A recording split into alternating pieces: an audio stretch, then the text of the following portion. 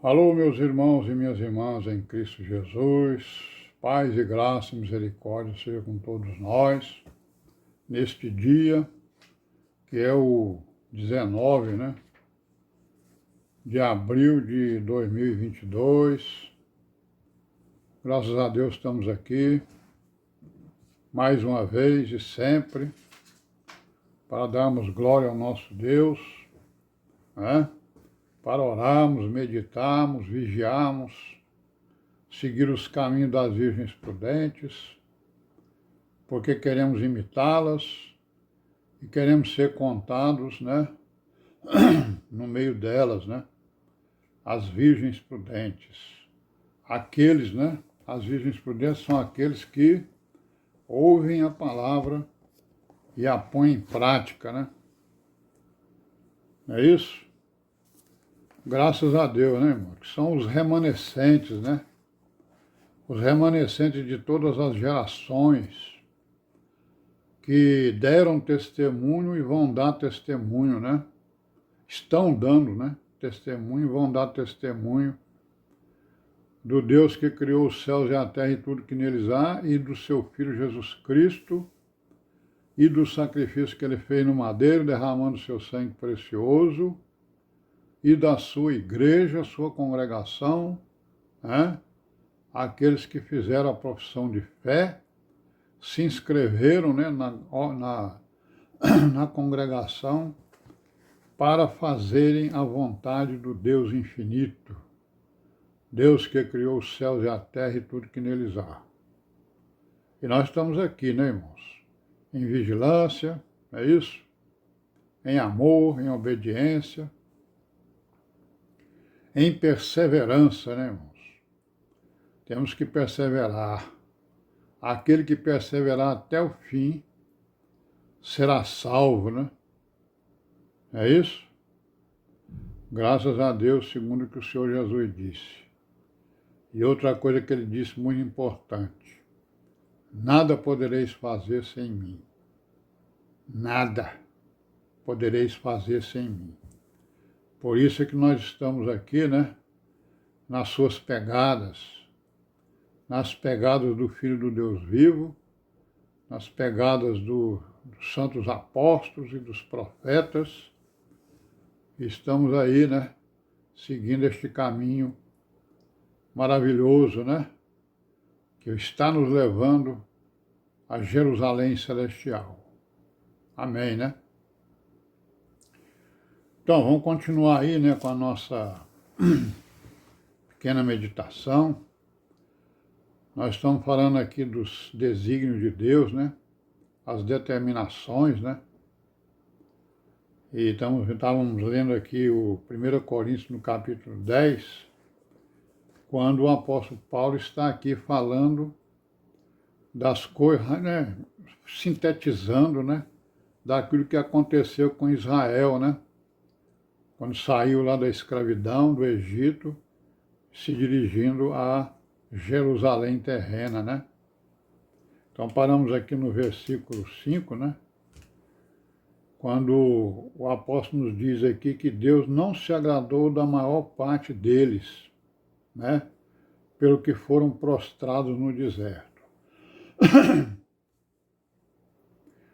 Aí ele vai dizer o que no versículo 6, e estas coisas foram-nos feitas em figura, para que não cobicemos as coisas más como eles cobiçaram.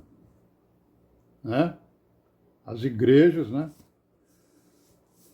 As igrejas, ele está escrevendo as igrejas, para que os cristãos não cobicem, as coisas más como os judeus fizeram lá na caminhada para Jerusalém.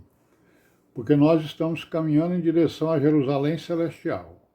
E os judeus estavam caminhando em direção a Jerusalém terrena, E aí no versículo 7, não vos façais, pois, idólatras, como alguns deles, conforme está escrito.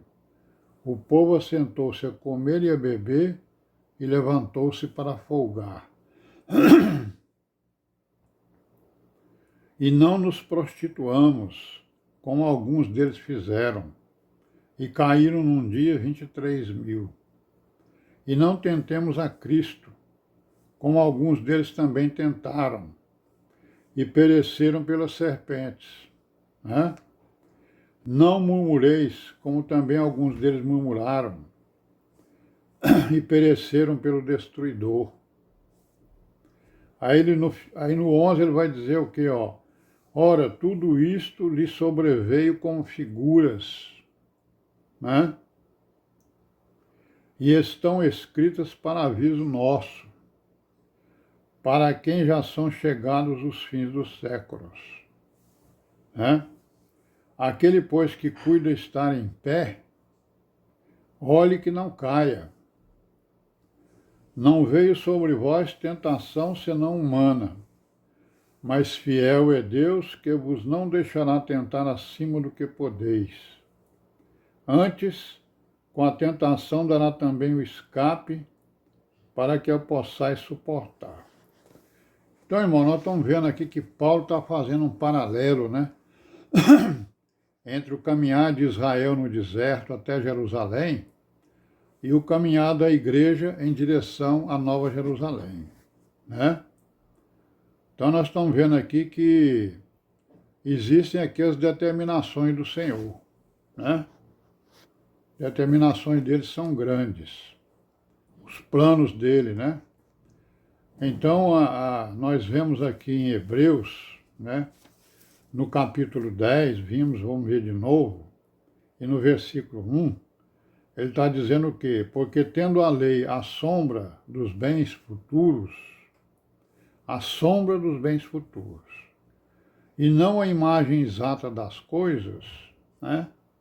Nunca pelos mesmos sacrifícios que continuamente se oferecem cada ano, pode aperfeiçoar os que a ele se chegam. Então aqui a palavra-chave aqui é o quê? A sombra, né, dos bens futuros. A lei tem a sombra dos bens futuros, e não a imagem exata das coisas. Então, Israel, né, nós podemos dizer o quê? Que com base nisso que está escrito, a caminhada de Israel é uma sombra da caminhada da igreja, certo? Então é sobre isso aí que a gente está falando e queria falar. Então, aí não é só a sombra, né? É claro, é a figura, é a alegoria, é a sombra, é a demonstração, né? De muitas coisas que nós vamos ver aqui, por exemplo. Sabemos disso, nós só estamos aqui aprofundando um pouco e lembrando tudo isso que nós já sabemos. Então, o que está nos desígnios, nos planos de Deus, nas determinações de Deus, contido na sua palavra? Então, os seus desígnios, os seus planos e as suas determinações estão contidos na sua palavra, né?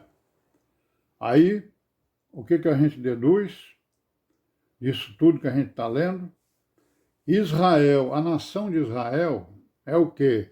É uma sombra dos grupos de sal do Lago de Fogo, né? Que é a segunda morte, tá certo?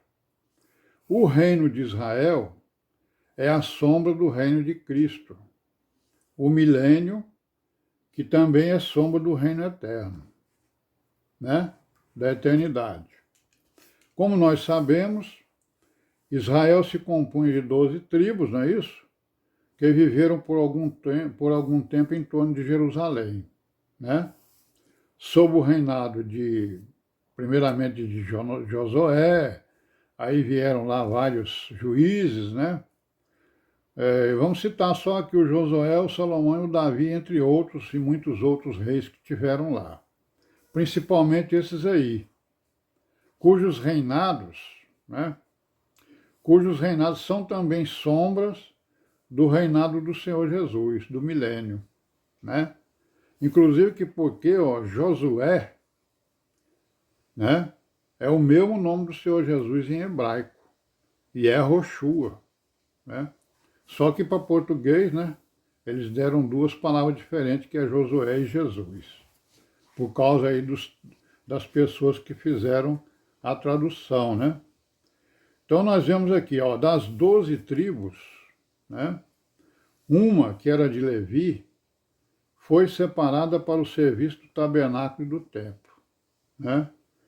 Estes, né, o templo e o tabernáculo, são as sombras da Jerusalém celestial, dentro da qual está o trono do Deus vivo e do seu Filho Jesus Cristo, o unigênito.